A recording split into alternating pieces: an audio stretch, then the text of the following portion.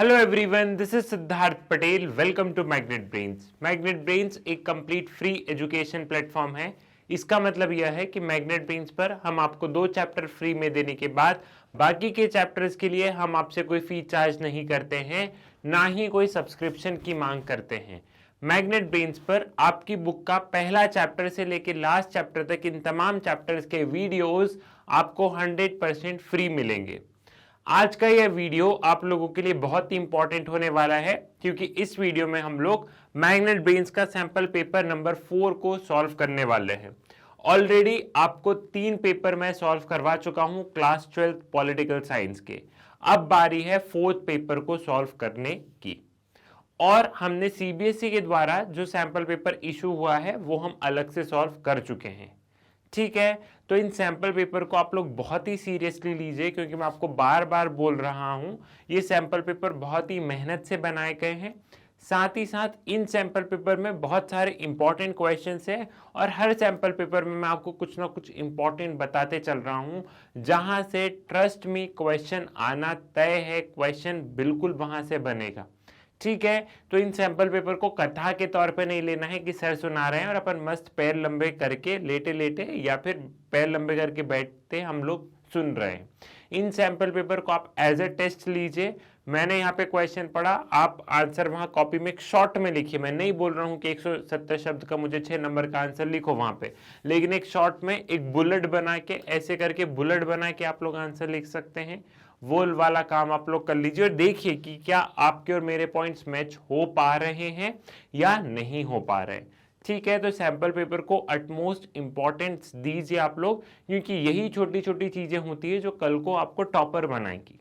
ठीक, अब यहाँ पे मैग्नेट ब्रेन्स पर आप लोगों के बोर्ड एग्जामिनेशन से रिलेटेड बहुत सारा स्टडी मटेरियल अवेलेबल है। इन्हीं सैंपल पेपर की बुक अवेलेबल है, ई बुक भी है, हार्ड कॉपी भी है, प्रीवियस ईयर क्वेश्चन है, एनसीईआरटी सॉल्यूशन वगैरह है।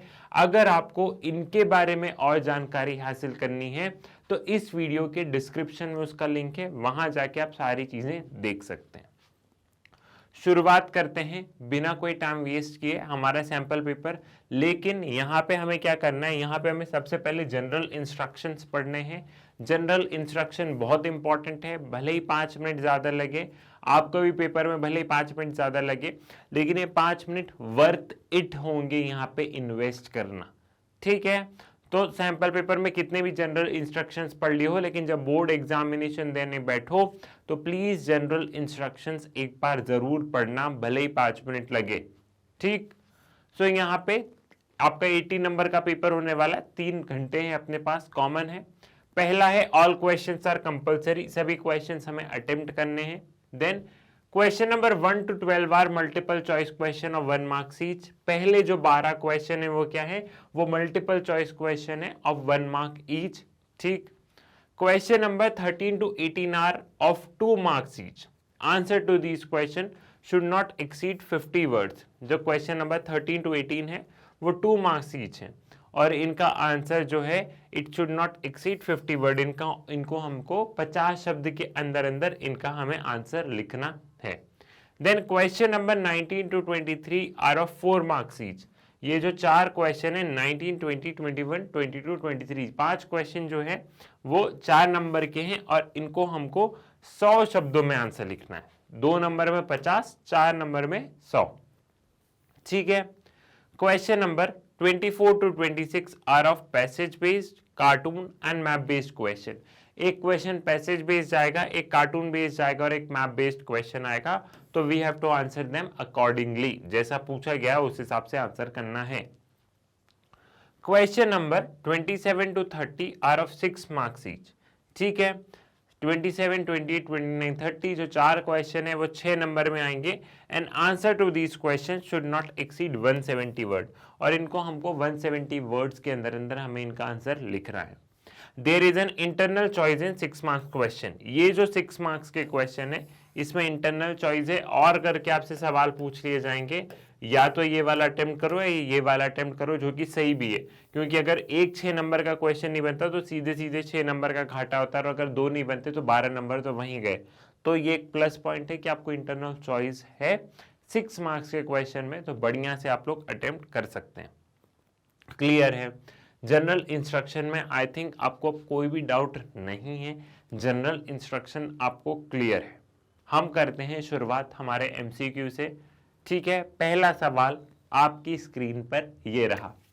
ठीक है, dash country sided with USA after world war two to form western alliance.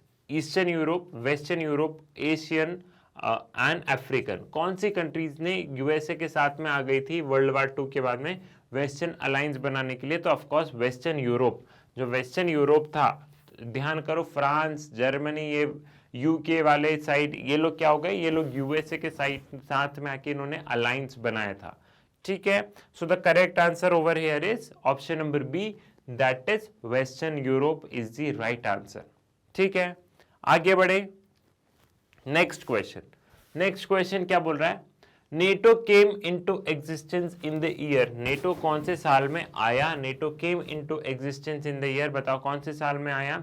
तो 1948, 1949, 50, 51, एक एक करके दे दिया। तो NATO came into existence in the year 1949। ठीक, फैक्चुअल क्वेश्चन, लेकिन सीधे सीधे एनसीईआरटी से उठाया हुआ है। हर फैक्ट आपको याद नहीं हो सकता, बिल्कुल मैं इस चीज को एग्री कर रहा हूं कि हम हर ईयर याद नहीं कर सकते, लेकिन मैं इस चीज को भी आपको एग्री कर रहा हूं, 3 बार अगर आपने एनसीईआरटी बहुत ध्यान से पढ़ी है तो ये फैक्ट ऑटोमेटिकली, याद तो नहीं लेकिन जब आप आंसर करोगे तो एक अंदर से वाइब्स आती है कि नहीं यही आंसर है, यही आंसर है। वो कब आएगा? जब आप कम से कम 3 बार एनसीईआरटी को बहुत अच्छे से पढ़ लोगे। ठीक है, तो आपको 1949 इसका करेक्ट आंसर है, और एटलीस्ट आपको एनसीईआरटी 3 बार तो पढ़ के रखना ही रखना है। ठीक है भैया, आगे बढ़ते हैं। Operation desert storm was launch by dash against dash. तो ऑपरेशन डेजर्ट स्टॉर्म कौन सी कंट्री ने लॉन्च किया और किस कंट्री के अगेंस्ट में? तो यूएन ने किया और इराक के अगेंस्ट में।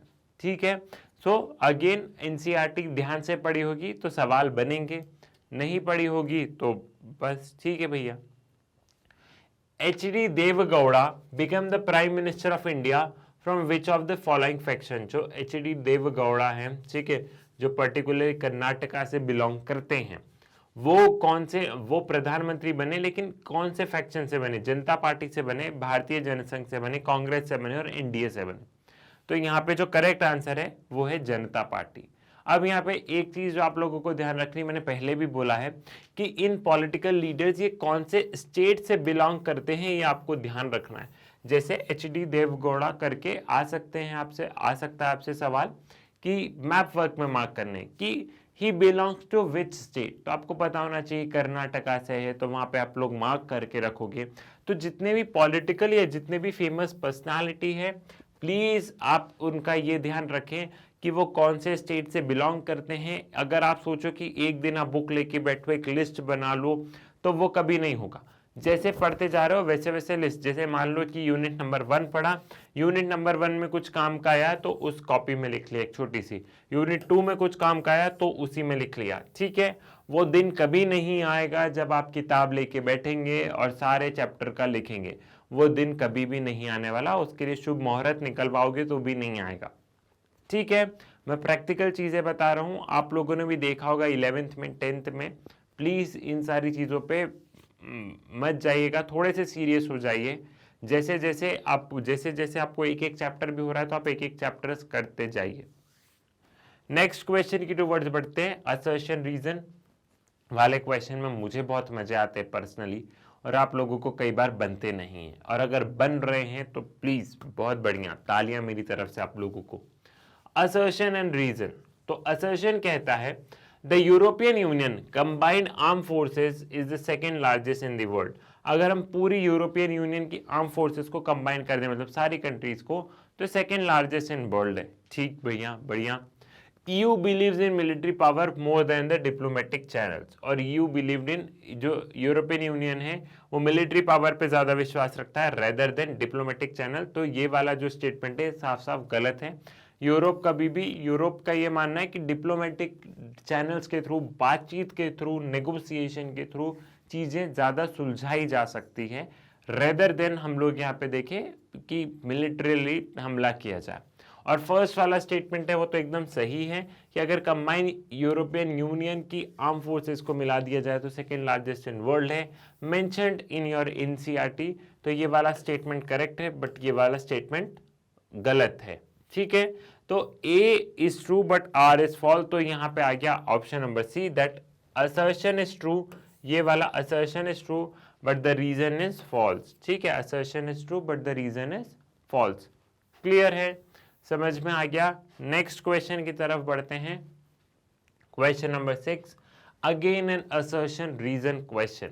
यहाँ पे असर्शन क्या है? The Farakka treaty was signed in 1996 for the sharing of water of Indus River. The treaty was signed between India and Bangladesh. अब सबसे पहले इंडस वाटर ट्रीटी, उन्होंने बोला जो फरक्का ट्रीटी है वो क्या है, वो इसलिए साइन की गई क्योंकि इंडस वाटर ट्रीटी को लेके। बिल्कुल ये वाला स्टेटमेंट सही है, लेकिन क्या इंडस वाटर रिवर को लेके जो ट्रीटी है वो इंडिया और बांग्लादेश के बीच में हुई? बिल्कुल नहीं, इंडिया और पाकिस्तान के बीच में हुई ना बेटा, है ना। इंडिया और पाकिस्तान ने ये ट्रीटी साइन की, तो यहाँ पे बांग्लादेश तो गलत आ गया। तो यहाँ पे एक तरीके से हम लोग देखें तो यहाँ पे अगर तुम लोग बहुत ध्यान से देखोगे तो यहाँ पे ये चीज तो गलत, मतलब यहाँ पे A इज ट्रू हो जाएगा लेकिन R इज यहाँ पे फॉल्स हो जाएगा। ऑप्शन सी यहाँ पे करेक्ट है, नॉट ऑप्शन नंबर डी। ठीक है, option number C is the right answer. The Farakka treaty was sign in 1996 for sharing of Indus river, that is ठीक है भैया, ये हमारा पाकिस्तान के साथ Indus river. The treaty was signed between India and Pakistan, not India and Bangladesh. तो C is the right answer over here. ठीक है, नेक्स्ट क्वेश्चन की टुवर्ड्स बढ़े। In security council there are dash permanent member and dash non permanent member. तो कितने permanent member होते हैं? 5 permanent होते हैं और नॉन परमानेंट 10 होते हैं। तो option number A is correct. ठीक है, तो यहाँ पे हमने क्या देखा, option number A is correct कि 5 परमानेंट होंगे और 10 नॉन परमानेंट मेंबर होंगे। ठीक है, 5 permanent member and 10 non permanent member होते हैं सिक्योरिटी काउंसिल में। क्लियर है, ये वाली चीज भी यहाँ पे समझ में आ गई है आपको। नेक्स्ट क्वेश्चन के टुवर्ड्स बढ़ते हैं। Dash are those resources which are not owned by anyone but rather shared by community. कौन से रिसोर्सेज होते हैं जो कि कोई उसे ओन नहीं करता है, लेकिन वो रिसोर्सेज को पूरी कम्युनिटी में जितने भी लोग रहते हैं वो सभी लोग शेयर करते हैं। तो कॉमन रिसोर्स बोलेंगे उनको, रिजर्व, प्रोटेक्टेड और नन ऑफ द अबव। तो कॉमन, ठीक है, क्योंकि उनको क्या कर रहा है, ये वो रिसोर्सेज है जो कि किसी ने ओन नहीं किया है, किसी की पर्सनल बिलोंगिंग नहीं है, लेकिन उस कम्युनिटी में जितने भी लोग रहते हैं सभी शेयर करते हैं। एग्जांपल मैंने आपको ट्राइबल एरियाज में बताया कि वो लोग सब मिल बांट के वो कम्युनिटी ओन रिसोर्सेज पे विश्वास रखते हैं। ठीक है, तो common are those resources which are not owned by anyone but rather share by community. तो यहाँ पे क्या आएगा, कॉमन आएगा। ठीक है, अब कई बार आप लोगों को एक एग्जांपल दे रहा हूं, जैसे यहाँ पे आप कंफ्यूज हो सकते हैं इस वाले क्वेश्चन में। कोई बोल सकता है रिजर्व भी, कोई बोल सकता है प्रोटेक्टेड, कोई बोल दे। तो अब भैया कई बार तो तुक्का लगाना पड़ेगा, लेकिन मोस्ट ऑफ द टाइम मैं ये मानता हूं कि आपको 95% आपको पेपर बनना चाहिए बहुत अच्छे से। 5% ऊपर नीचे चलता है, वो तो सभी बच्चे रिस्क लेते हैं। प्रेजेंस ऑफ माइंड, अगेन अगर आपने एनसीईआरटी बहुत ध्यान से पढ़ी होगी तो तुक्के भी सही लगते। ठीक है, तो एनसीईआरटी ही इसका मतलब एक तरीके से रखो कि एनसीईआरटी को घोट घोट के पी लो। एकमात्र वही चीज है जो कि आपको बहुत अच्छे मार्क्स इंश्योर कर सकता है। ना ही कोई मतलब अलग अलग कोई बुक खरीदने की जरूरत है, ना ही कोई गाइड, ना ही कुछ, ये मत खरीदो। एनसीईआरटी बहुत ध्यान से पढ़ ली है, बहुत सारे क्वेश्चन सॉल्व कर लिए उसके बाद में तो सफिशिएंट है वो। एनसीईआरटी पढ़ी, क्वेश्चन सॉल्व किए, एनसीईआरटी पढ़ी, क्वेश्चन सॉल्व किए, बस यही चीज है जो कि आपको एग्जाम में सक्सेस इंश्योर करेगी, जो कि आपके एग्जाम में अच्छे परसेंट को इंश्योर करेगी। ठीक है, नेक्स्ट क्वेश्चन की तरफ बढ़े। ठीक है, Maharaja Bodh Chandra Singh declared that state as a constitutional monarchy and held first general election under the universal adult franchise. In September 1949, Government of India pressurized Maharaja of this state to sign an agreement and become a part of India. Which state was this? ये कौन से state की बात हो रही है यहाँ पे, आपको ये बताना है कि यहाँ पे कौन से स्टेट की बात हो रही है, तो बताओ इस पूरे को पढ़ के। It is of course north eastern states के ही सारे आपके पास ऑप्शन है। तो again a confusing one, but NCERT पढ़ी होगी, कॉन्सेप्ट क्लियर होंगे तो समझ में आएगा कि we are talking about Manipur, है ना, हम मणिपुर की यहाँ पे बात कर रहे हैं। ठीक, आगे बढ़ते हैं। Which among the following adopted an open door policy in 1990s? 1990s में किसने ओपन डोर पॉलिसी अपनाई थी? China, Japan, USA? Of course China ने अपनाई थी। चाइना ने एक तरीके से 1980s में क्या किया था, 1989 में चाइना ने अपनी इकोनॉमी ओपन अप करनी शुरू कर दी थी। ठीक है, ये चीज किसको लेके, इकोनॉमी को लेके है। तो धीरे धीरे चाइना ने अपनी इकोनॉमी ओपन अप की, एग्रीकल्चर को किया सबसे पहले, देन इंडस्ट्रीज, एंड देन धीरे धीरे करके सारी चीजें आगे बढ़ी। लेकिन शुरुआत चाइना ने कर दी थी यहाँ पे अपनी इकोनॉमी को ओपन अप करने की, क्योंकि चाइना समझ चुका था कि कम्युनिस्ट जो रशिया है, मतलब एक तरीके से जो यूएसएसआर में बहुत सारे फॉल्ट हैं, और वो नहीं चाहते थे कि वो कम्युनिज्म को आइडियोलॉजी को मानते थे, लेकिन वो नहीं चाहते थे कि उनकी कंट्री में भी ऐसा, जैसे उनको जो यूएसएसआर में जो उनको क्राइसिस दिख रहे थे वो उनकी कंट्री में हो। और डेवलप होना है तो थोड़ा सा इकोनॉमी को ओपन अप होना होगा। चाइना इस चीज़ को भली भांति जान चुका था, तो चाइना ने अपनी ओपन डोर पॉलिसी अपनाई। कब अपनाई? 1980s में। क्लियर है, समझ में आ गया। नेक्स्ट क्वेश्चन के टूवर्ड्स बढ़े। The primary area of focus of second 5-year plan was, second 5-year plan में कहाँ फोकस किया गया था? Agriculture, industrialisation, banking and transportation. एक और चीज ध्यान रखना, सेकेंड 5-year प्लान को बहुत अच्छे से ध्यान करना है। सेकेंड 5-year प्लान को हमें क्या करना है, सेकेंड 5-year प्लान को आपको बहुत अच्छे से रीड करना है। सेकेंड 5-year प्लान पे भी क्वेश्चन बनने की बहुत ज्यादा संभावनाएं हैं। तो सेकेंड 5-year प्लान को आप लोगों को बहुत अच्छे से रीड करके रखना है। तो सेकेंड 5-year प्लान ने बेसिकली इंडस्ट्रियलाइजेशन पे फोकस किया। जो फर्स्ट 5-year प्लान था उसमें बेसिकली एग्रीकल्चर पे फोकस किया गया था। ठीक है, second 5-year plan PC Mahalanobis ने दिया था। तो ये जो छोटी छोटी चीजें हैं सेकेंड 5-year प्लान के बारे में, कुछ कम से कम 6 पॉइंट और ध्यान करके रखना। 6 पॉइंट आपके फिंगर पे होने चाहिए। अगर आपको सेकेंड 5-year प्लान पे क्वेश्चन पूछ लिया जाए तो बन जाना चाहिए। 4 नंबर में भी क्वेश्चन आ सकता है, 2 में भी आ सकता है, 6 में भी आ सकता है। ठीक है, नाउ हाउ मेनी जजेस are there in international court of justice? International court of justice में कितने जज होते हैं? तो 15, 12, 13, 14, 15 जजेस होते हैं। अगेन बुक को ध्यान से पढ़ा होगा तो ऑटोमेटिकली क्या होगा, ऑटोमेटिकली आपको यहाँ पे आंसर्स बनेंगे। Done with the MCQ. 1 marks के हमारे क्वेश्चन यहाँ पे होते हैं समाप्त। अब यहाँ पे हम शुरुआत करते हैं हमारे शॉर्ट आंसर टाइप क्वेश्चन। यहाँ पे ये 2 नंबर के सवाल है, एंड 2 नंबर में हमें 50 वर्ड्स में आंसर लिखना है, 50 वर्ड्स। तो यहाँ पे देखो जो शॉर्ट आंसर टाइप क्वेश्चन होते हैं उनमें अगर पॉइंट में लिख सको, शॉर्ट नहीं लॉन्ग में भी पॉइंट में लिख सको तो बहुत बढ़िया। लेकिन 2 नंबर के सवाल में कई बार पॉइंट में लिखने में समस्या जाती कि सर थोड़ा सा ही तो लिखना है, ज्यादा तो लिखना नहीं। तो सेकंड जो 2 नंबर के क्वेश्चन है वहां तो भी आप लोगों को छूट है, वहां तो भी आप पैरा में लिख दोगे क्योंकि एक छोटा सा पैराग्राफ बनना है। लेकिन आई वुड सजेस्ट कि अगर जहां जहां पॉइंट में लिख सको वहां आप पॉइंट नंबर 1, 2 करके लिख दिया, ठीक है। तो अगर आपके पेपर में 30 सवाल है और 30 में से अगर मैं आप लोगों को यहाँ पे देख रहा हूँ कि 30 में से अगर मैं मैप भी हटा दूँ एक तरीके से और पैसेज और कार्टून बेस्ड भी हटा दूँ तो 15 सवाल हमारे क्वेश्चन आंसर पे बेस्ड है ना, क्योंकि 30 क्वेश्चन आने हैं आपको, टोटल क्वेश्चन 30 आने। 30 में से आपके 12 हो गए एमसीक्यू, एक आपका हो गया मैप बेस्ड क्वेश्चन, एक हो गया कार्टून बेस्ड क्वेश्चन, एक हो गया पैसेज बेस्ड क्वेश्चन।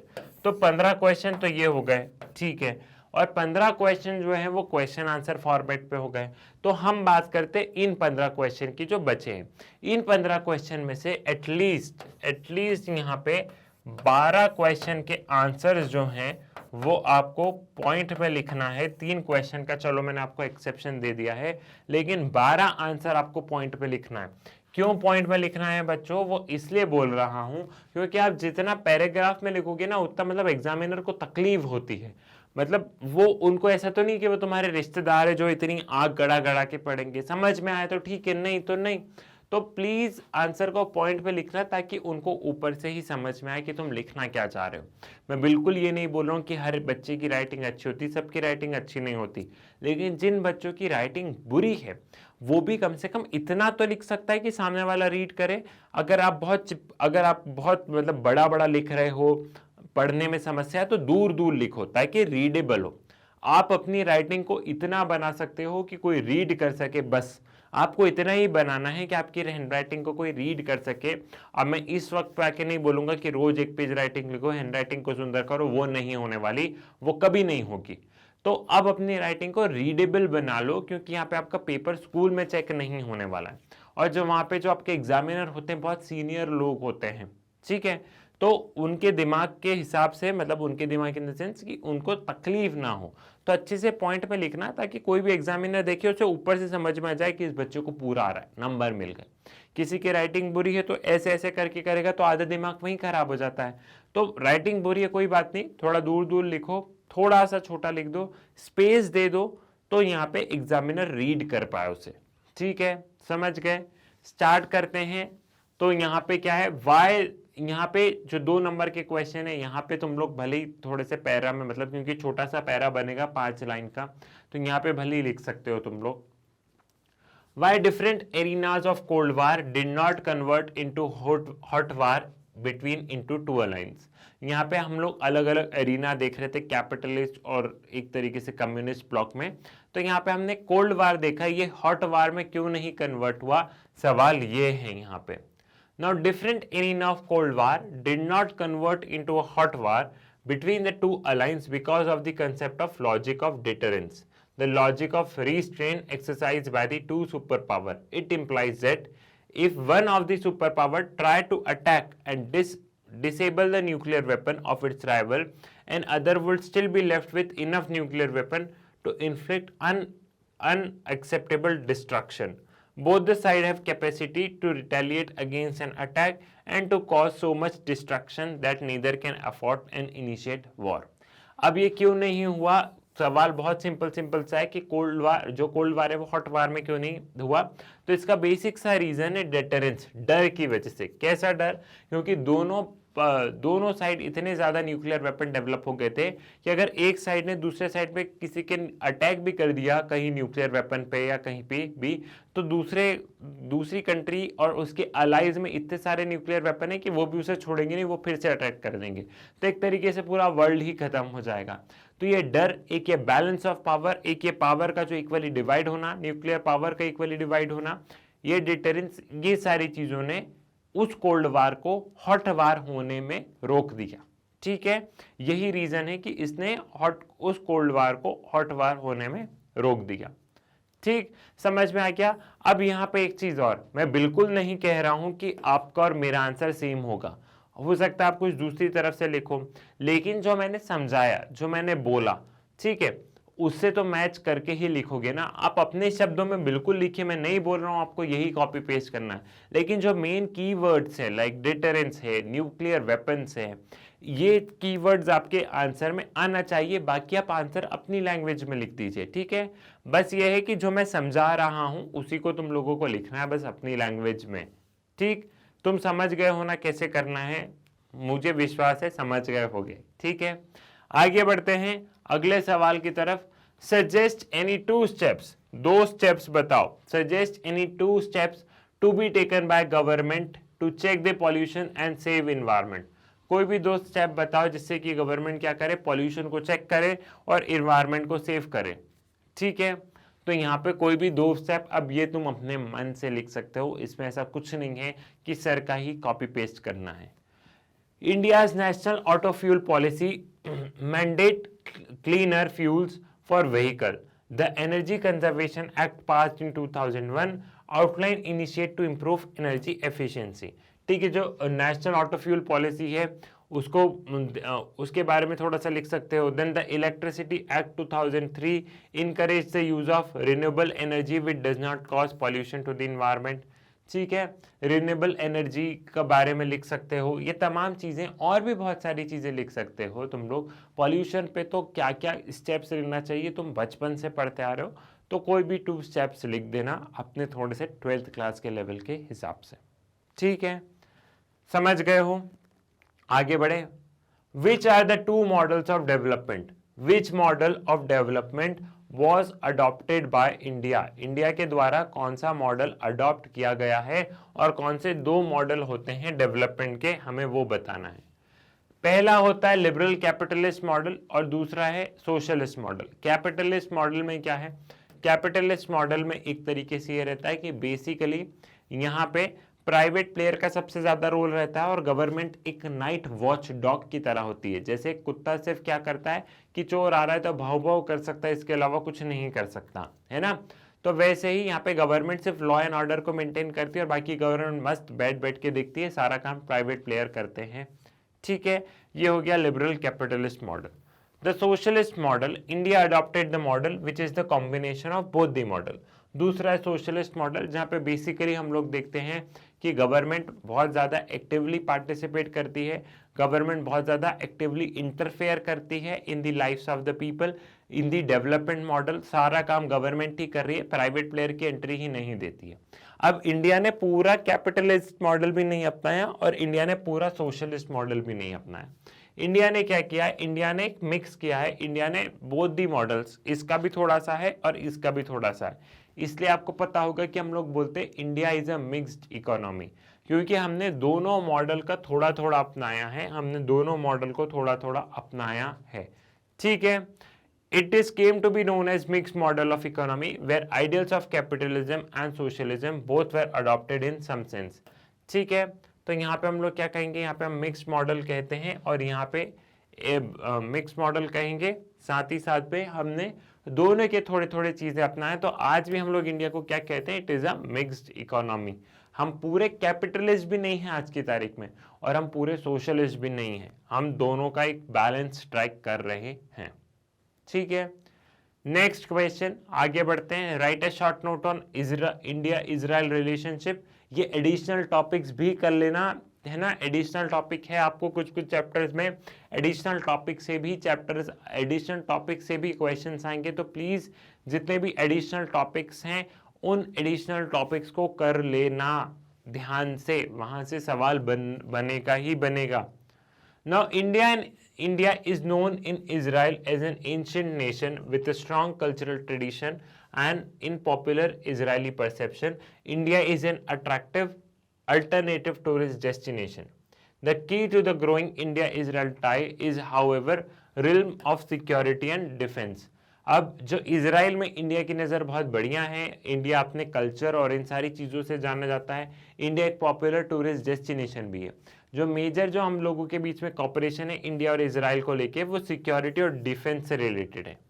ठीक है, increase high level exchange and ministerial visit on both the side have expanded cooperation in different functional area such as trade, agriculture, culture, education, security.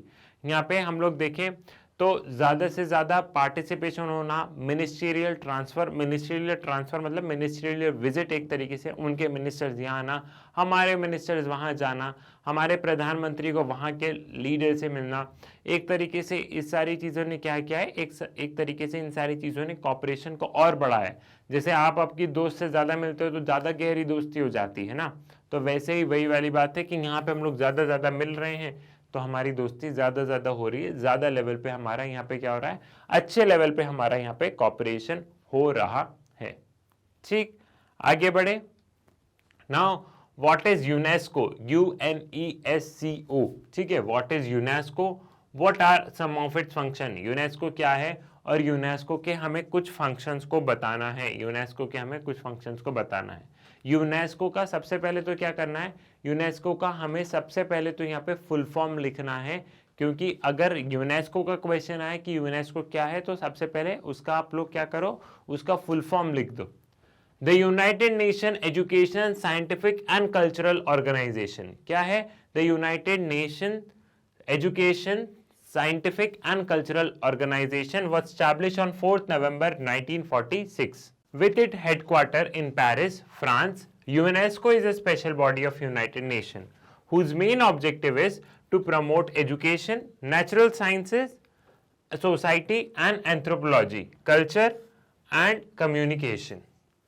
During the past several years, special work done by UNESCO has been to promote literacy, technical and educational training, and independent media, etc. all across its member nation. ठीक है, ये UNESCO के main function है.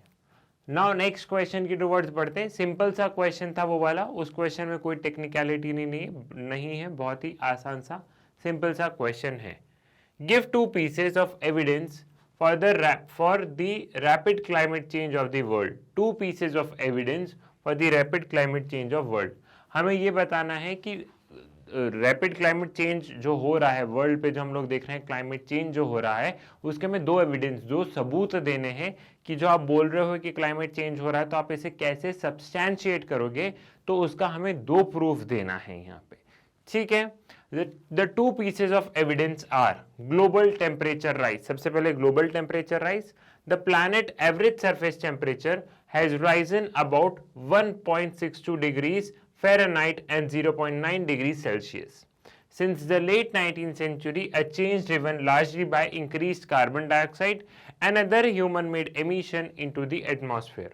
Most of the warming occurred in the past 35 years, with 5 warmest year on recording take place since 2010. पहला global temperature rise हो गया, दूसरा warming ocean हो गया. आप इन दोनों पॉइंट को यहाँ पे हाईलाइट करोगे, दोनों पॉइंट को यहाँ पे हाईलाइट करोगे एंड देन क्या करोगे, देन आप इसको यहाँ पे एक्सप्लेन कर दोगे. The ocean have absorbed much of this increased heat, with the top 700 meters about 2,300 feet of ocean showing warming of more than 0.4 degree Fahrenheit since 1969. तो ये 2 पीस ऑफ एडवाइस, तीसरा भी लेना है हमें, तो 2 पीस ऑफ एडवाइस मंगा है. तीसरा श्रिंकिंग आइस शीट्स, तो वो बता देते हो ग्लेशियर्स वगैरह पिघल रहा है, तो इस पे भी आपका एक पॉइंट अच्छे से बन जाएगा. ठीक है, तो इसको भी मैं रीड कर देता हूँ. इनमें आप अपना एक्सप्लेनेशन पार्ट दूसरा लिख सकते हैं, लेकिन मेन पॉइंट आपके 3, एक तो global temperature rise, shrinking ice sheets और वार्मिंग ओशंस, इन 3 पॉइंट लिख के आप इसको अपनी लैंग्वेज में एक्सप्लेन कर सकते हो. इतना तुमको फैक्ट एंड फिगर ध्यान नहीं रहा है सर, कितना फ़ारेनहाइट कितना सेल्सियस, मत ध्यान रखो बेटा. इनको आप एक अच्छी सी एक्सप्लेनेशन तो दे सकते हो, एक अच्छे से अपने आंसर को सब्सटैंशिएट तो कर सकते हो. तो भले ही इनको इतना ये जो रटा हुआ ये वाली मतलब फैक्ट फिगर ध्यान नहीं है, कोई बात नहीं. ग्लोबल टेम्परेचर राइज पे जो समझ में आ रहा है वो लिख दो, लेकिन 2 पॉइंट लिखने से कुछ नहीं होगा, हमें एक्सप्लेन भी करना होगा. ठीक है. The Greenland and Antarctic ice sheets have decreased in mass. Data from NASA gravity recovery and climate experiment shows Greenland lost an average of 286 billion ton of ice per year between 1993 and 2016, while Antarctica lost about 127 billion ton of ice per year during the same period. A rate of Antarctica ice mass loss have tripled in last decade, है ना. तो Greenland और Antarctica की ice जो है वो बहुत ज़्यादा पिघल रही है, और इसमें जो लास्ट डिकेड है उसमें हमें सबसे ज़्यादा इसका इफेक्ट देखने को मिला. क्लियर है. अगले क्वेश्चन की टुवर्ड्स बढ़े. Name the principal player in the ethnic conflict in Sri Lanka. How do you assess the prospect of resolution of this conflict. अब यहाँ से 4 मार्क्स के सवाल ध्यान शुरू हो गए हैं, तो 4 मार्क्स के अकॉर्डिंग हमें आंसर लिखना है, ध्यान रहे. ठीक है. 100 वर्ड्स मांगा गया है हमसे. नेम द प्रिंसिपल पेयर, और अगर पैरा में लिख रहे हैं तो 4 पॉइंट आएंगे. ठीक है, पैरा में लिख रहे हैं तो 4 पॉइंट आएंगे, पैरा में सॉरी बोल रहा हूँ, अगर पॉइंट्स में लिख रहे हैं तो 4 पॉइंट हो जाएंगे, और पैरा में लिख रहे हैं तो 100 वर्ड्स का हमें ध्यान रखना है. ठीक. Name the principal player in the ethnic conflict in Sri Lanka. How do you assess the prospect of the resolution of this conflict. The principal player involved in ethnic conflict in Sri Lanka are the Sinhalas and Tamils who have migrated to Sri Lanka and settled there. ठीक है. तो यहाँ पे दो player सिन्हला और तमिल के बीच में लड़ाई हो रही है, और मतलब हो रही थी, और बेसिकली जो तमिल थे वो एक समय पे इंडिया के ओरिजिनल इनहैबिटेंट थे, लेकिन ब्रिटिशर्स आए तो प्लांटेशन वगैरह की वजह से इनको वहाँ पे भेजा गया, तो वहीं पे सेटल डाउन हो गए।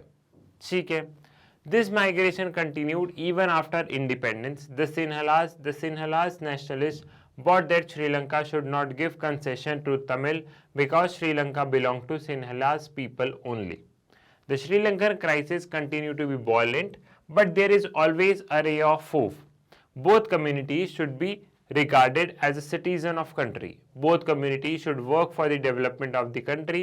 The prospect of resolution of this conflict is bright. यहाँ पे जो इंडिपेंडेंस के बाद में भी माइग्रेशन कंटिन्यू रहा।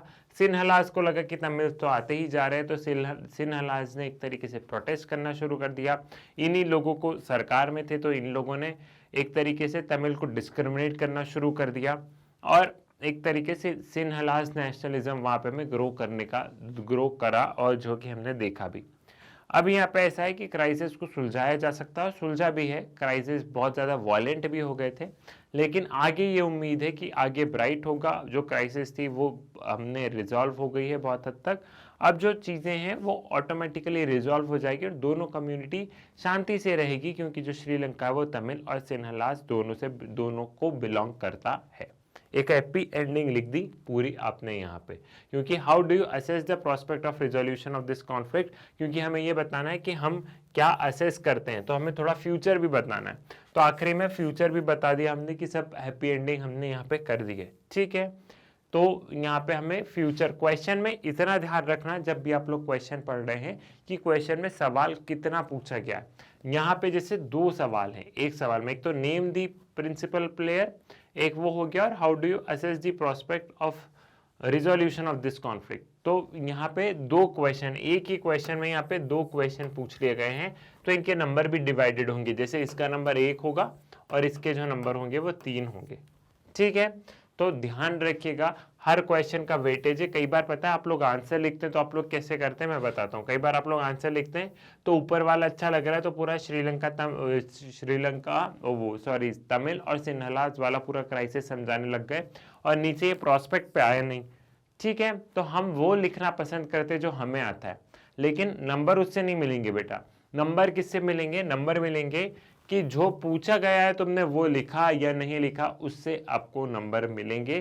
तो जो पूछा गया है उसके अकॉर्डिंग आंसर लिखना आप लोग। ठीक, आगे बढ़ते हैं। Now explain the internal division of the state of Jammu and Kashmir and describe how this led to multiple regional aspiration in that state. Internal division जो है जम्मू एंड कश्मीर का, इसमें बेसिकली हम लोग देखेंगे जो जम्मू एंड कश्मीर की जो डाइवर्सिटी है उसके बारे में बताना है। और यहाँ पे ये जो मल्टीपल रीजनल एस्पिरेशन है, मतलब ये जो इंटरनल डिवीजन है, ये जो अलग अलग वहाँ पे कम्युनिटी रह रही है, इसको लेके अलग अलग सब कम्युनिटी की अपनी अपनी एस्पिरेशन है, उसके बारे में बताना है। The internal division of Jammu Kashmir are as under: Jammu region having Hindu, Sikh and Muslim population speaking different language. Kashmir region having Muslim majority and Hindu minority population speaking Kashmiri. Ladakh region having Muslim and Buddhist population. ठीक है, अब ये हमने इसका division बता दिया। Jammu and Kashmir again एक important topic है, जम्मू कश्मीर को बहुत अच्छे से कर लेना। और जब से आर्टिकल 370 हटाया गया है तब से थोड़ा और भी इंपॉर्टेंट है कि क्या क्या चेंजेस आए हैं, तो रीसेंट उसमें थोड़ा सा अपने आप को अपडेट भी रखना कि क्या हो रहा है। ये छोटी मोटी चीज़ें आपको यहाँ पे पता होना बहुत ज़्यादा ज़रूरी है। ठीक, now these division led to a regional aspiration as one section of society want Kashmir as a separate nation free from India and Pakistan. One society want Kashmir to be merged with Pakistan. One section of society want Kashmir to continue as a part of Indian Union with greater autonomy. अब यहाँ पे देख रहे हैं कि 3 तरीके की usually Kashmir में डिमांड उठती है, बहुत नॉर्मल है। एक कि हमें पाकिस्तान और इंडिया दोनों का पार्ट नहीं रहना, एक ये कि हमें कश्मीर को पाकिस्तान से मर्ज करना है, और एक ये कि हमें कश्मीर को इंडिया का ही पार्ट रखना है लेकिन थोड़ी हमें ऑटोनॉमी चाहिए। Kashmir is a very much integral part of India, ये बिल्कुल सही बात है, लेकिन यहाँ पे पूछा गया है कि कौन कौन से रीजनल एस्पिरेशन की वजह से कौन कौन से डिमांड उठते हैं। तो बेसिकली वहाँ पे हम लोग देखते हैं कि 3 मुद्दों पे बात की जाती है हमेशा। ठीक है, समझ में आ गया कि इन 3 मुद्दों पे बात की जाती है। क्लियर? तो ये वाला चीज भी आपको यहाँ पे क्लियर हो गई है। Now next question, assess the impact of coalition government on politics of India। Coalition government का इंडियन पॉलिटिक्स पे क्या इम्पैक्ट पड़ा। कोएलिशन गवर्नमेंट मतलब मिली जुली सरकार। जब किसी एक पॉलिटिकल पार्टी के पास में मेजॉरिटी नहीं आती है, तू भी आ जा, तू भी आ जा, तू भी आ जा, तो 3-4 पॉलिटिकल पार्टी ने मिलकर सरकार बना ली। प्रधानमंत्री मेरा, तो होम मिनिस्ट्री तेरी, तो फाइनेंस मिनिस्ट्री तेरी, ऐसे करके जो बंटवारा होता है वो वाला कोएलिशन पॉलिटिक्स है पूरा।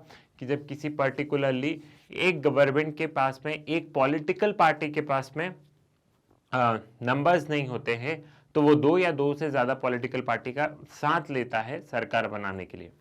कोएलिशन पॉलिटिक्स का अगर हम लोग एरा देखें तो 1982 से लेके 2014 तक हम लोग देखते हैं।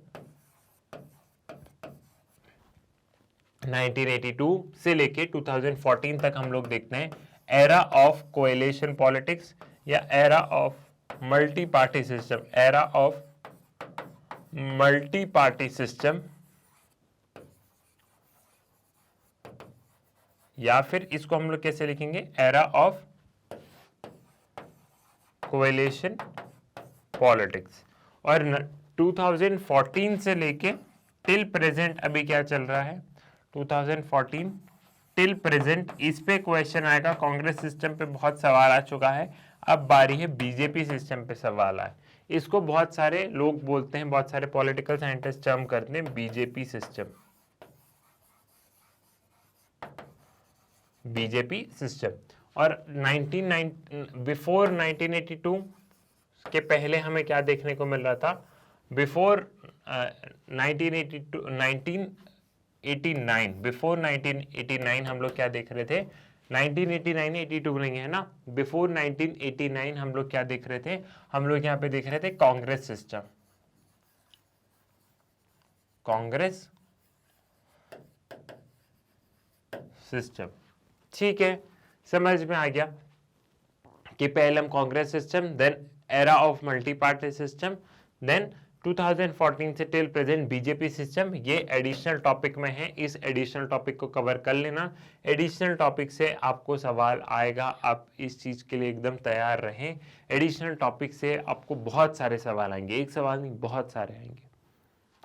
तो देखते हैं impact of coalition government. Coalition government का हम लोग इंपैक्ट देखते हैं। Agreement of new economic policies, most parties were in support of new economic policies and believe that these policies will lead the country to prosperity and a status of economic power in world। बहुत सारी political party नई जो economic policy आई थी, liberalisation, privatisation, ठीक है, ये जो LPG जो रिफॉर्म थे, लिबरलाइजेशन, प्राइवेटाइजेशन, ग्लोबलाइजेशन, इसको लेके बहुत सारी पॉलिटिकल पार्टीज ने अग्री हुई। सारी पॉलिटिकल पार्टी ने ये सहमति जताई, क्या सहमति जताई, कि इससे हमारे देश में अल्टीमेटली डेवलपमेंट ही होगा। Acceptance of political and social claims of the backward caste, political party had recognised that social and political claim of backward caste need to be accepted and support the reservation of seat for OBC in education and employment। ठीक है, जो OBC का जो reservation का claim है वो सभी ने माना, उन्होंने सभी ने ये जो बैकवर्ड क्लास है, बैकवर्ड कास्ट जो बच गई थी, बैकवर्ड कास्ट जिनको रिजर्वेशन नहीं मिला था उनको रिजर्वेशन देने की बात कही गई, रिजर्वेशन दिया भी गया और इस पर भी सभी पॉलिटिकल पार्टी ने अपना एक्सेप्टेंस जताया। Acceptance of the role of state level parties in governance of country, state level party were sharing power at national level and had played a central role in country politics। जो state level party है उनके role को सभी political party ने माना, क्योंकि state level party मजबूत होती जा रही थी। जैसे जैसे सेंट्रल गवर्नमेंट कमजोर होती है वैसे वैसे स्टेट वाली गवर्नमेंट मजबूत हो जाती है। तो सभी उस समय पॉलिटिकल पार्टी ने माना कि स्टेट लेवल पार्टी का बहुत बड़ा रोल है इंडियन पॉलिटिक्स में और इन्होंने आपस में साथ में पावर शेयर करके आगे सरकारें चलाई है। Emphasis on pragmatic consideration rather than ideological position and political alliance without ideological agreement, as most party of India did not agree with the Hindutva ideology of BJP।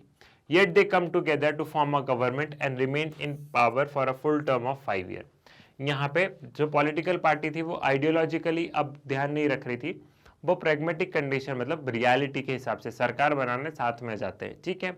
जैसे जब एनडीए की सरकार थी तो बीजेपी की आइडियोलॉजी से बहुत सारी पॉलिटिकल पार्टी सहमत नहीं होती थी, बट स्टिल उन्होंने अपना टर्म पूरा किया जब हमारे प्राइम मिनिस्टर श्री अटल बिहारी वाजपेयी की सरकार थी, ठीक है। तो जब वाजपेयी जी की सरकार थी तब उन्होंने अपने पूरा 5 साल टर्म पूरा किया और वो कोएलिशन वाली गवर्नमेंट थी।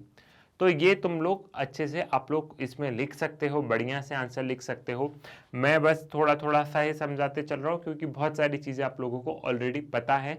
यहाँ पे आपका एक क्विक रिवीजन ही होना है और आपको सैंपल पेपर सॉल्व करना है। यहाँ पे मैं ज़्यादा डिटेल में एक्सप्लेन करने नहीं जाऊँगा, ठीक है। Now trace the emergence of BJP as a significant force in post emergency politics. Emergence of BJP बताओ as a significant force in post emergency politics.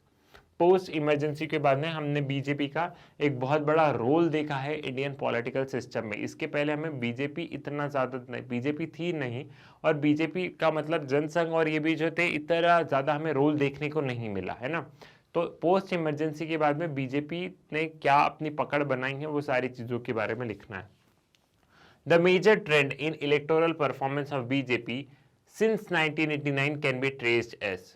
In the election of 1989, the National Front government, VP Singh, come to power with the support of Left Front and BJP from outside because they wanted to keep Congress out of power.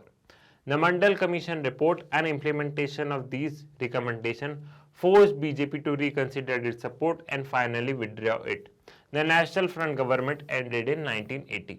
तो जब VP Singh की सरकार बनी थी तो BJP ने बाहर से समर्थन दिया था। बाहर से इन द सेंस कि बीजेपी ने बोल दिया था हाँ हम वोटिंग में तुम्हारे साथ हो जाएंगे, नंबर की चिंता मत करो। क्यों? क्योंकि बीजेपी को कांग्रेस को पावर में नहीं आने देना था। तो लेकिन उस समय पे ये रिजर्वेशन वगैरह की बात चल रही थी तो बीजेपी ने उससे बैकआउट कर दिया और ये सरकार गिर गई, ठीक है। Now in 1996, BJP minority government was formed for a short period. In June 1996, BJP failed to get majority support in the vote of confidence and thus collapsed. 1996 में जरा सी मतलब थोड़े से short period of time के लिए ही उनकी सरकार बनी। From March 1998 to October 1999, BJP and other formed National Democratic Alliance under the leadership of Atal Bihari Vajpayee. The regional party demanded more share in government to extend their support. The political competition during 90s was divided between coalition led by BJP and coalition led by Congress. तो उस समय फिर BJP ने अपने पूरे 5 साल पूरे भी किए। 1998 में सरकार बनी, 9 में बनी, फिर 2004 तक उन्होंने अपने पूरा सारा टर्म पूरा किया। और उस समय हम लोग देख रहे थे बीजेपी और बीजेपी का कोएलिशन और कांग्रेस का कोएलिशन एक तरीके से लड़ रहा था। इवन 2004 से लेके 2014 तक भी। और 2014 में हम लोग देख रहे हैं कि बीजेपी का अच्छा बढ़ चढ़ के हमें एक सैफ्रॉन वेव देखने को मिल रही है। और इसको एक तरीके से 2014 से लेके टिल प्रेजेंट हम इसे क्या बोल रहे हैं, अब हम बीजेपी सिस्टम भी बोलने लगे कि बीजेपी की अपनी हेजेमनी बन गई है, ठीक है। तो तुम लोग इसमें क्या करोगे, इसमें थोड़ा सा प्रेजेंट वाली चीज भी आप लोग यहाँ पे मेंशन कर सकते हैं। क्लियर है? Now identify any two aspects of India's foreign policy that you would like to retain and that you would like to change if you were become a decision maker. Give reason to support your position. बहुत अच्छा सवाल है कि अगर आपको chance दिया जाए तो आप अपनी इंडियन फॉरेन पॉलिसी में कौन सी दो चीज़ आप रखना चाहेंगे जो पहले से चली आ रही है और कौन सी दो चीज़ आप बदलना चाहेंगे, ठीक है। और जो भी आप आंसर करेंगे उसको रीजन के साथ में बताना है, ठीक। अगर आपको ये मौका दिया जाए तो 2 aspects of Indian foreign policy worth supporting are India always been a peace-loving country which helped in restoration of peace like Korea, China, etc. India has never allied with any military blocs of the world and has vital role in establishment of NAM. ठीक है, India एक peace loving country है, हमने बहुत जगह piece establish करने की कोशिश करी, कोरिया वगैरह एग्जाम्पल है। और इंडिया ने कोई भी मिलिट्री ब्लॉक नेटो वगैरह किसी को ज्वाइन नहीं किया, इंडिया ने अपना नाम था। और ये चीज़ बहुत सही है कि इंडिया ने कोई सा भी ब्लॉक ज्वाइन नहीं किया, इंडिया की अपनी एक आइडेंटिटी है, तो ये वर्थ है, ये रहना, ये हम चाहते हैं कि आगे भी कंटिन्यू रहे। 2 aspect of Indian foreign policy worth changing are, जो चेंज हम कर सकते हैं, the war waged on India by neighbour in spite of having a peaceful image put a question mark on India's ability to keep neighbour in control. The purpose of establishment of SAARC or underwater with the regular conflict with China and a SAARC country like Pakistan. सबसे पहले जो हमारे वार जो हुए थे पाकिस्तान और China के साथ में, हम उसे मिटाना चाहते हैं क्योंकि उससे कहीं ना कहीं इंडिया की इमेज को भी चोट पहुंची है, क्योंकि इंडिया को सब पीस लविंग कंट्री देखते हैं. लेकिन वार से कई बार ये भी लगता है कि इंडिया बहुत अग्रेसिव है, ठीक है, लेकिन वो वार वाला अगर चैप्टर मिटा दिया जाए तो कितना अच्छा हो. तो एक वो हो गया. प्लस जो हमारा सार्क में चीज़ें नहीं चल पा रही क्योंकि हमारा रेगुलर कॉन्फ्लिक्ट हो जाता है पाकिस्तान वगैरह से, ठीक है. तो ये चीज़ को भी हम ठीक करना चाहते हैं, ये चीज़ भी हम चाहते हैं कि चीज़ को हटा दिया जाए, मतलब अगर मौका मिले तो ये चीज़ें नहीं हो आगे, ठीक है. तो ये दो एस्पेक्ट ये हो गए और दो ये हो गए. अब यहाँ पे आता है पैसेज वाला क्वेश्चन. पहले अगर स्क्रीनशॉट लेना है तो इसका एक स्क्रीनशॉट ले लो, देन मैं यहाँ से आगे बढ़ूंगा, ठीक है. इसका स्क्रीनशॉट ले लो क्योंकि मैं एक ही बार रीड करूंगा और हम फटाफट सॉल्व करेंगे, ठीक. आप लोग भी पढ़ना शुरू कर दीजिए. Thus it was decided. Read the passage given below and answer the question that follow. Passage पढ़ो और आंसर करना है क्वेश्चन को. Thus it was decided that what was till now known as India would be divided into two countries, India and Pakistan. Such a division was not very painful but also very difficult to decide and to implement. ठीक है. It was decided to follow the principle of religious majority. This basically means that area where Muslims were in majority would make up of the territory of Pakistan. The rest was to stay with India. The idea might appear simple, but it presented all kind of difficulty. First of all, there was war on single belt of Muslim majority area in British India. There was two area of concentration, one is on the west and one is on the east. Starting में India Pakistan के division के बारे में बताया, फिर बताया कि जो डिवीजन था रिलीजियस लाइन पे ऐसे हो रहा था कि जो मुस्लिम मेजॉरिटी वाला एरिया है वो पाकिस्तान हो जाएगा और रेस्ट इंडिया रहेगा. अब यहाँ पे एक और बोलना बहुत सरल था, लेकिन एक और समस्या थी कि जो मुस्लिम मेजॉरिटी एरिया है वो भी आपस में लड़ रहे थे. वेस्ट पाकिस्तान और ईस्ट पाकिस्तान में भी जो ये बाइफर्केशन हो रहा था, यहाँ पे इनकी अपनी एक अलग लड़ाई चल रही थी, ठीक है. There was no way these two parts could be joined. So it was decided that new country Pakistan will compromise two territory, West and East Pakistan, separated by a long expanse of Indian territory. अब दोनों waste और east Pakistan join हो नहीं सकता है, तो इन्होंने सोचा ठीक है पाकिस्तान ही बना देते, मतलब एक पाकिस्तान नाम दे देते हैं और एक ही जगह से दोनों कंट्री दोनों जगह मतलब कंट्रोल हो जाएगी बीच में, क्योंकि इंडिया है. Secondly, not all Muslim majority area wanted to be in Pakistan. Khan Abdul Ghaffar Khan, the undisputed leader of northwestern frontier province, known as the Frontier Gandhi, was sternly opposed to the two nation theory. और ऐसा नहीं है कि हर मुस्लिम leader को या हर मुस्लिम लोगों को पाकिस्तान के साथ में जाना था. बहुत सारे लोग इंडिया के साथ में रहना चाहते थे, जैसे अब्दुल गफर खान, इन्होंने टू नेशन थ्योरी को बहुत ज़्यादा क्रिटिसाइज किया, ठीक है. समझ में आ गया. आगे और बढ़ते. Eventually, his voice was simply ignored and the NWFP was made to merge with Pakistan. The third problem was that two Muslim majority provinces of British India, Punjab and Bengal, held very large area where non-Muslims were in majority. Eventually, this was decided that these two provinces would be bifurcated according to religious minority at the district or even lower level.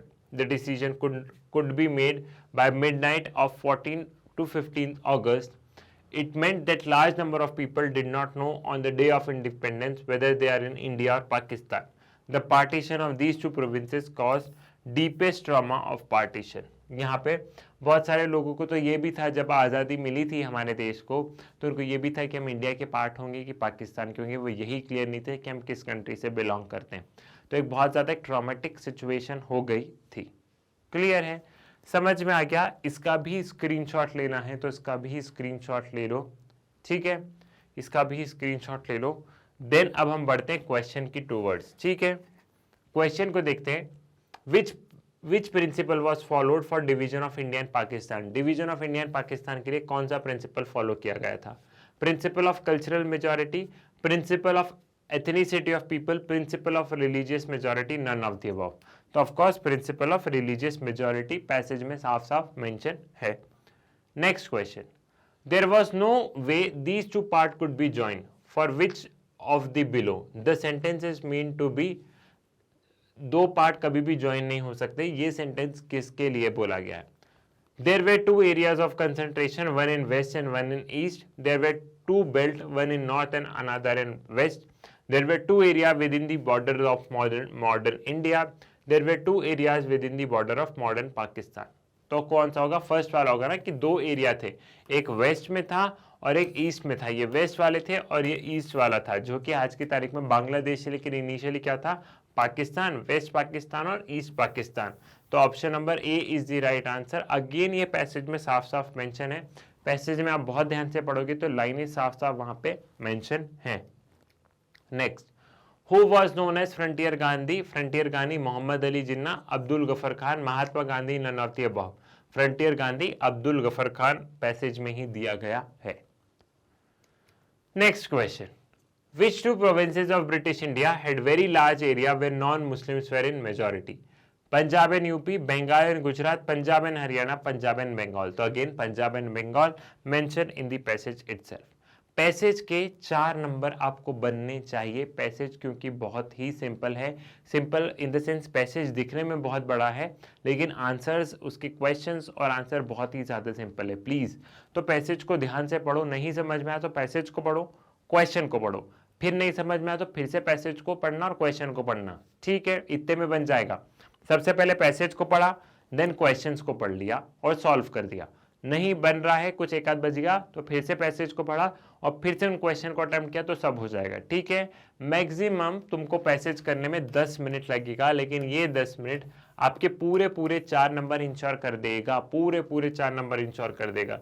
4 number के सवाल में भी 3, 3.5 मिलने का doubt रहता है ना, लेकिन इसमें पूरे 4 मिल जाएंगे. बहुत ही ध्यान से पैसेज को करना है. ठीक, आगे आपका map work, again an important one. जैसे कि मैंने पहले भी बोला है, मैप वर्क में मैं आपको एक अलग से भी बहुत सारे मैप क्वेश्चन करवा दूंगा, लेकिन सैंपल पेपर वाले मैप वर्क भी आप लोग मेरे साथ साथ कर लीजिए. In the given outline political map of India, 5 states have been marked as A, B, C, D. Identify these states on the basis of information given below and write their correct name in your answer booklet along the respective serial number of information and use the correct alphabet as per the following format. यहाँ पे अलग अलग ऐसे state mark हैं A, B, C, D. यहाँ पे ये जो इंफॉर्मेशन है, इस इंफॉर्मेशन को यूज करके हमें क्या करना है? इस इंफॉर्मेशन को यूज करके हमें ये मैप वर्क को कंप्लीट करना है. ठीक है, तो मैप वर्क का बेसिक से तो आप लोग क्लियर है कि कैसे क्वेश्चन आता है.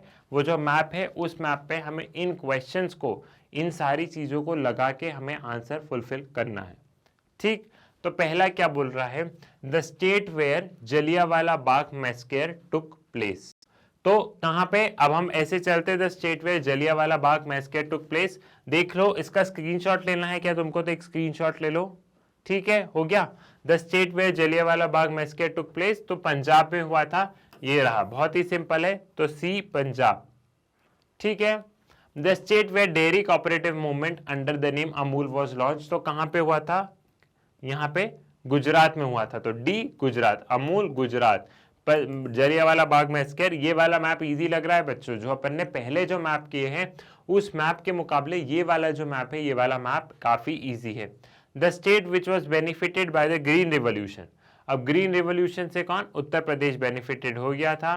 The state which was created in 2000, तो 2000 में जो स्टेट क्रिएट किया गया था, इट इज छत्तीसगढ़. ठीक है, वो है छत्तीसगढ़. हटू में एक बार, तो इसका भी स्क्रीनशॉट ले लोगे. ठीक है, आज का इस वाले सैंपल पेपर का मैप वर्क इजी है, लेकिन मैप वर्क को कोई भी पॉलिटिकल लीडर्स है तो उनके स्टेट वगैरह ध्यान रखना. कोई भी इवेंट हुआ तो उनका स्टेट वगैरह, ये छोटी छोटी चीजें हैं, इनको ध्यान रखना. और स्टेट रीऑर्गेनाइजेशन, स्टेट फॉर्मेशन, इन सारी चीजों को थोड़ा सा ध्यान रखना है. ठीक है भैया. Study the cartoon and answer the following question. ये कार्टून है, ग्लोबलाइजेशन से रिलेटेड है. इस कार्टून जो है, अब इसमें हमें आंसर करना है क्वेश्चन को. अगेन एमसीक्यू बेस्ड क्वेश्चन है. ठीक है, तो यहाँ पे क्या पूछा गया है? यहाँ पे पूछा गया है, where can we see a sharp increase due to globalisation. हम कहाँ पे शार्प इंक्रीज देख रहे हैं ग्लोबलाइजेशन में? Employment and capital, trade and economic exchange, poverty and hunger, all of the above. तो कहाँ पे हमें देखने को मिल रहा है? ट्रेड एंड इकोनॉमिक एक्सचेंज में हमें सबसे ज्यादा ग्लोबलाइजेशन का वो देखने को मिल रहा है, शार्प इंक्रीज देखने को मिल रहा है। कहाँ पे? ट्रेड एंड इकोनॉमिक एक्सचेंजेस में ग्लोबलाइजेशन का सबसे ज्यादा शार्प इंक्रीज, मतलब सबसे ज्यादा चीजें यहाँ पे देखने को मिल रही है। In between which year the world export has increase 33 fold? कौन से ईयर में वर्ल्ड जो एक्सपोर्ट है वो 33% ज्यादा इंक्रीज हुआ है? तो वो है 1970 टू 1980, 1950 टू 1990, 1950 टू 2000 और 1950 टू 2010। तो ऑफ कोर्स जो सबसे बड़ा वाला ईयर है उसी को कर लो, 1950 टू 2010। यहाँ पे हमें 33% ग्लोबल ट्रेड बढ़ा है। ठीक है, ये जो है यहाँ पे ये कम ड्यूरेशन है ना, एक जनरल भी बता रहा हूं मैं, मतलब अगर ईयर नहीं भी पता हो तो देखो ना, इस पीरियड में सबसे 2010 तक की बात की गई है, तो ये वाला पीरियड जहां ज्यादा टाइम स्पैन है। ठीक है, थोड़ा सा दिमाग भी लगाना है, हर चीज आपको बन जाए। मैं ये नहीं बोल रहा हूँ कि आपको पेपर में हर चीज बनेगी, कई बार आपको तुक्का भी लगाना पड़ेगा। तो वो जो गेस वर्क होगा ना, वो गेस वर्क में भी थोड़ा सा प्रेजेंस ऑफ माइंड इस्तेमाल कर लेना। What is the impact of increase in economic exchanges between the countries of world? ठीक है, कंट्रीज ऑफ वर्ल्ड में अगर इकोनॉमिक एक्सचेंज हो रहे हैं तो उसका क्या इंपैक्ट पड़ा है? Strong global economic growth, sharp decline in trade, decline in unemployment number, increase in index number of poverty and hunger. तो स्ट्रॉन्ग ग्लोबल इकोनॉमिक ग्रोथ हमें सब सिंपल दिख रहा है, option number A, strong global economic growth हमें यहाँ पे देखने को मिल रही है। Next, what is the impact of increase in economic exchanges between the countries of the world? What is the impact of increase in economic exchanges between the countries of world? 4D policy, 3D policy, fair trade policy, none of the above. तो of course यहाँ पे 3D policy, ठीक है, 3 dimensional policy। Clear है? Next question पे बढ़े। ठीक है, अब क्वेश्चन यहाँ पे आ गए बेटा 6 नंबर के। यहाँ पे आपको और करके चॉइसेस तो मिलेगी, लेकिन इन क्वेश्चन को मैं बहुत ज्यादा एकदम वैसे रीड करने नहीं जाऊंगा कि एक लाइन रीड करूंगा।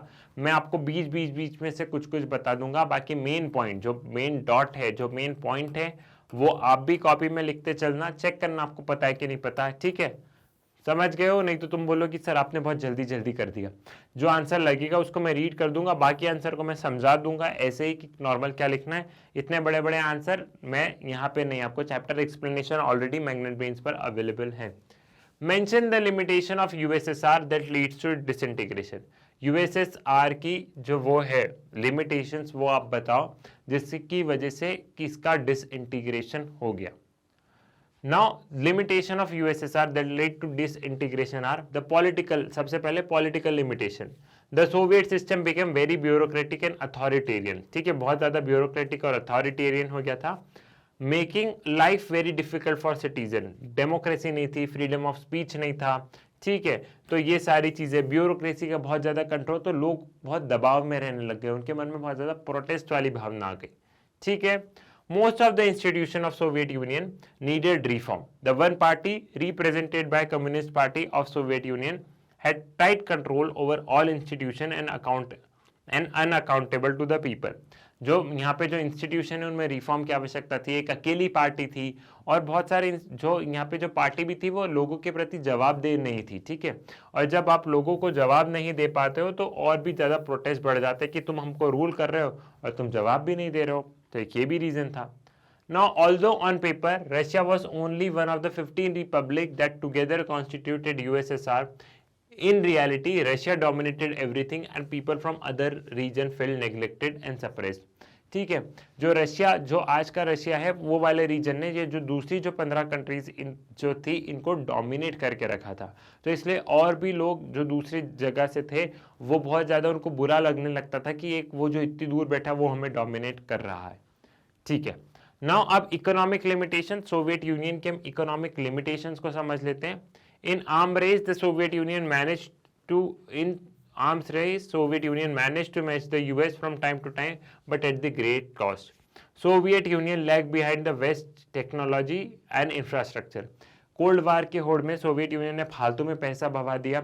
यूएसए की होड़ करने के चक्कर में सोवियत यूनियन का अपना उसने डेवलपमेंट नहीं देखा, तो ये उसको इकोनॉमिक घाटा हुआ। अनएम्प्लॉयमेंट उनकी कंट्री में बढ़ा, तो ऑफकोर्स लोग नाराज रहेंगे।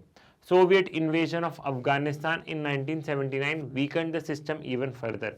जो सोवियत का जो इन्वेशन था अफगानिस्तान में, और उसने सिस्टम को वीकेंड कर दिया, क्योंकि उनके पास टेक्नोलॉजी नहीं थी, उनके पास खुद की कंट्री में खाने के वांदे पड़े हुए थे और वो ये सब काम कर रहे थे। The Soviet economy used much of its resources in maintaining a nuclear and military arsenal in developments of its satellite state in Eastern Europe within the Soviet system. This led to a huge economic burden that could not cope up with. और Soviet union ने हमेशा military और nuclear वाली चीज़ों पे ध्यान दिया है और दूसरी डेवलपमेंट पे ध्यान नहीं दिया। तो अगेन इसकी वजह से क्या हो रहा था, इसकी वजह से हम लोग देख रहे थे कि बहुत ज़्यादा इकोनॉमिक बर्डन हमें देखने को मिल रहा था। क्लियर है, समझ में आ गया। नेक्स्ट क्वेश्चन की टुवर्ड्स बढ़े। Examine any 6 consequences of disintegration of Soviet union. 6 consequences बता दो। जो 6 कॉन्सिक्वेंसेज मैं बस आपको ऐसे पढ़ रहा हूं, इनको आपको एक्सप्लेन करना है, इतना छोटा आंसर नहीं लिखना है, ठीक है। तो यहाँ पे 6 consequences. End of cold war confrontation, ठीक है, end to an arm race and possible a new peace. Examine any 6 consequences of disintegration of Soviet Union. Problem, relation, change in the world, US become the sole power, capitalism became the dominant philosophy, emergence of many country। Cold war के बाद USA ही बच चुका था, नई नई country वहाँ पे उस समय हम लोग देख रहे थे, डीकोलोनाइजेशन वाला दौर चल रहा था। The international system saw many new player emerge, each with its own identity, interest, economic and political difficulty. जो इंटरनेशनल रिलेशन है उससे भी देखा कि नए नए प्लेयर्स इमर्ज हो रहे हैं, सबकी अपनी अलग अलग आइडेंटिटी है, ठीक है। अब इसका डिटेल आंसर तो तुम लोग बहुत बढ़िया से कर लोगे, तो इसमें अभी मुझे नहीं जाना है, ये ऑलरेडी आपको क्लियर है। Now next question, how are the threat faced by the people in third world different from those in the people living in the first world? Support your answer with the example. जो third world में जो लोग रह रहे हैं, मतलब जो कि डेवलपिंग कंट्रीज है, जिनको कि बाद में आज़ादी मिली, उनके जो सिक्योरिटी कंसर्न है, उनके जो कंसर्न है वो फर्स्ट वर्ल्ड जो कि डेवलप कंट्री है, यूरोप हो गया, यूएसए हो गया, इनसे टोटली डिफरेंट है, ये बताओ। कंसेप्चुअल क्वेश्चन, बहुत ही अच्छा क्वेश्चन, बहुत ही क्लासिक क्वेश्चन है। ऐसे क्वेश्चन बनेंगे तो आपको भी, ऐसे क्वेश्चन आएंगे तो आपके भी दिमाग के फ्यूज उड़ जाएंगे, ठीक है। तो ये क्वेश्चन क्या चाहते हैं, ये क्वेश्चन चाहते हैं आपसे कंसेप्चुअल क्लैरिटी, कि आपके कॉन्सेप्ट क्लियर रहे, क्वेश्चन कैसा भी आए आपको जवाब बनना चाहिए। The third world country face the threat not only from outside their border but also from within. On the other hand, most of the first world country face threat only from outside their borders. ठीक है, third world country threats from separatist movement. There is no such threat in the first world country. जो third world country थी उनको बाहर से तो खतरा था ही था, लेकिन विद इन द कंट्री भी क्या आज़ादी की मांग उठ रही थी कि हमें अलग होना है। लेकिन ये फर्स्ट वर्ल्ड कंट्री में बस ये था कि बाहर से ही खतरा है, कम से कम अंदर से तो नहीं। लेकिन थर्ड वर्ल्ड कंट्री में अंदर और बाहर दोनों जगह से सरकार को इंटरनली भी इनको क्रश करना है और एक्सटर्नली तो इश्यूज है ही हैं, ठीक है।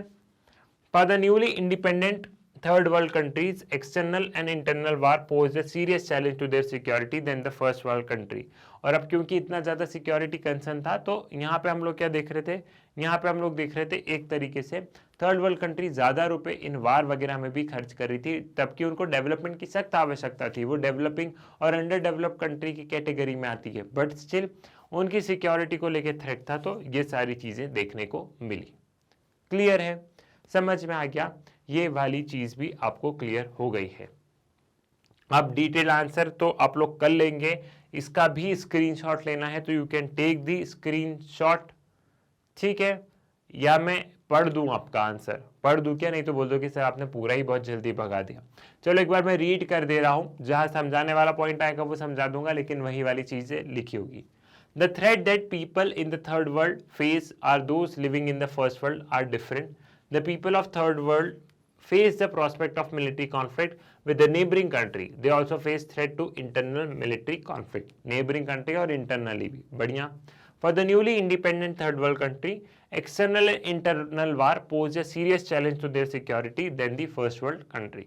The third world country face the threat not only from outside the border but from within. On the other hand, most of the first world country face threat only from outside their borders. The countries of the third world fear from the neighbor even more they feared the US और Soviet union. जो third world country थी वो अपने neighbour से ज़्यादा डरती थी, ना कि यूएस और सोवियत यूनियन. उस समय कोल्ड वार चल रहा था, ये दोनों भी हर कहीं गोलीबारी बम दाग ही रहे थे. लेकिन जो थर्ड वर्ल्ड कंट्री थी उनका कंसर्न था ही नहीं कोल्ड वार. उनका कंसर्न तो था कि हमारे पड़ोसी से लड़ाई हो रही है, हम उसको निपटे. ठीक है. The people of third world would have apprehension of separatist movement which wanted them to form independent country. The people of third world also face danger of poverty, health hazard and human right. Third world countries को poverty, health hazard ये वाले भी issues बहुत सारे थे जो कि first world country जो developed countries थे उनको बिल्कुल नहीं होंगे. But the people of first world do not face such threat. They do not have fear of external aggression as they are powerful. Those countries are well developed, so there are no threats for poverty and human hazard. First world country को कोई poverty वगैरह का threat नहीं है. Clear है? समझ में आ गया? अगले क्वेश्चन के वर्ड्स बढ़े. What do you mean by security? Mention any 4 components of Indian security strategy. Security means freedom from threat, है ना? कोई भी threat से freedom. Security means freedom from threat. The 4 components of Indian security strategy are. हमारे Indian security strategy के जो 4 component हैं उनको समझते हैं. सिक्योरिटी से क्वेश्चन आएगा ही, ट्रेडिशनल या नॉन ट्रेडिशनल से आएगा. मैंने आपको पहले भी बताया है, प्रीवियस सैम्पल पेपर में भी बताया है. प्लीज इस चीज को ध्यान से करिएगा. The first component is strengthening its own military capabilities because India is involved in conflict with neighbor that is Pakistan and China. सबसे बड़ा है कि अपने खुद की मिलिट्री कैपेबिलिटीज को बढ़ाओ क्योंकि हमारे कॉन्फ्लिक्ट है हमारी नेबरिंग कंट्रीज के साथ. Second important component has been strengthen international norm and international institution to protect its security. दूसरा है कि जो इंटरनेशनल नॉर्म है, इंटरनेशनल इंस्टीट्यूशन है, उनको और ज़्यादा प्रोटेक्ट किया जाए, उनको और ज़्यादा महत्व दिया जाए ताकि ये लोग पूरे वर्ल्ड में सिक्योरिटी को इंश्योर करें. The third component is toward meeting security challenges with countries such as within the countries such as Nagaland, Mizoram, Punjab and Jammu and Kashmir. ठीक है. जो इंडिया के अंदर जो कुछ स्टेट है जैसे नागालैंड, मिजोरम जो नॉर्थ ईस्टर्न स्टेट है, पंजाब, जम्मू एंड कश्मीर, यहाँ पे विद इन दी कंट्रीज में जो थोड़े बहुत सिक्योरिटी चैलेंज है उस पर ध्यान दिया जाए. The fourth component has been an attempt to develop its economy and to bring citizen out of poverty and economic equality. Fourth ये है कि हम हमारी इकोनॉमी का बहुत अच्छे से डेवलपमेंट करें, लोगों को गरीबी से बाहर निकालें ताकि सिटीजन प्रॉस्परस होंगे तो वार वगैरह की सोचेंगे नहीं, मतलब ये बातें नहीं आएंगी, हम लोग डेवलपमेंट की बात करेंगे. तो ये हमारी 4 स्ट्रैटेजी है. डिटेल आंसर में हम नहीं जा रहे हैं. स्क्रीनशॉट लेना है तो यू कैन टेक स्क्रीनशॉट, आप ले सकते हैं. ठीक है. Examine the major changes that country witnessed out of the 4th general election in 1967. 1967 में कौन से मेजर चैलेंजेस हमें देखने को मिले? कांग्रेस की पहली बार हार होती है. एक तरीके से जो कांग्रेस सिस्टम था उसको कहीं ना कहीं चैलेंज देखने को मिलता है. ये पहला इलेक्शन था जब पंडित जवाहरलाल नेहरू नहीं थे. ठीक है. उसके बाद में हम लोग विद इन दी कांग्रेस हम लोग देखते हैं कि बहुत ज़्यादा स्प्लिट थे. तो ये वाली चीज़ें आप लोग 1967 जनरल इलेक्शन में यू कैन मेंशन, जो पॉइंट मैंने बताए हैं, और ये आपका कर देंगे, ये आपके आंसर को बहुत बढ़िया से कर देंगे. क्लियर है? समझ पे आ गया?